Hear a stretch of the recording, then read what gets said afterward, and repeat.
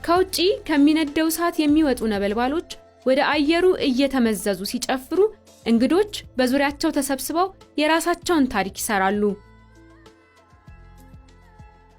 ከሌሎች ጋርም ታሪኮችን በመጋራት የማይረሳ ውብ ጊዜን ያሳልፋሉ።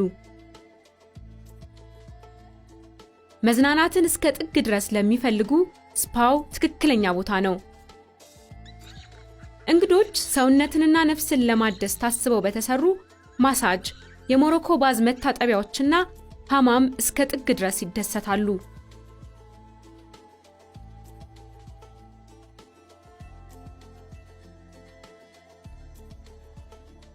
በአየር ላይ በሚምዘገዘገው የመዝናኛው ጋሪ አስገራሚውን አካባቢ ወደ ታች እየቃኘን ወደ ዘመናዊው ክፍል እናመራለን። በግላቸው አካባቢውን እየጎበኙ መጓዝ ለሚፈልጉም ብስክሌቶች ተዘጋጅተዋል።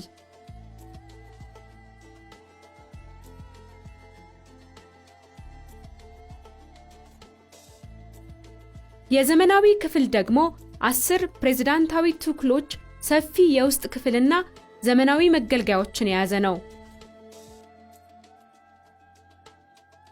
እነዚህን ስፍራዎች በሞቃታማና በማዕድናት በበለጸጉ የምንጭ ገንዳዎች የተከበቡ ናቸው።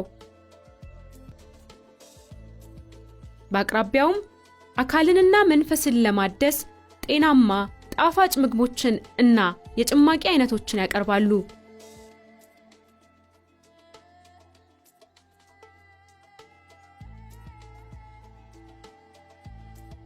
እንግዶች የመንደሩን 10 ሄክታር መሬት የሚሸፍነውን ላሞች፣ ግመሎችና ፈረሶች በነፃነት የሚንሸራሸሩበትን እርሻ መጎብኘትም ይችላሉ።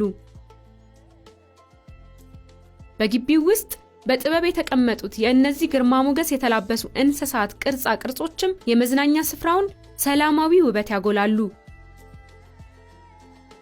ከቤት ውጪ ያለ እንቅስቃሴ ለሚፈልጉ ደግሞ የቤኑና የስፖርት መገልገያዎች ከእግር ኳስ ግጥሚያዎች እስከ አስደማሚ የቴኒስ ጨዋታዎች ድረስ ለመዝናኛና ለአካል ብቃት እንቅስቃሴዎችን ለማድረግ እድል ይሰጣሉ።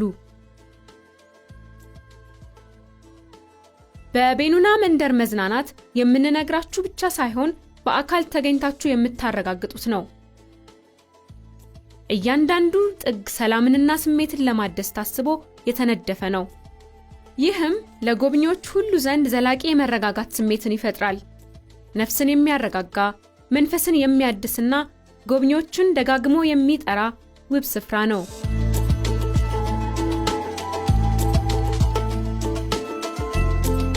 ቤኑና መንደር ወደ ሰላማዊና ጊዜ ወደማይሽረው ውበት መግቢያ።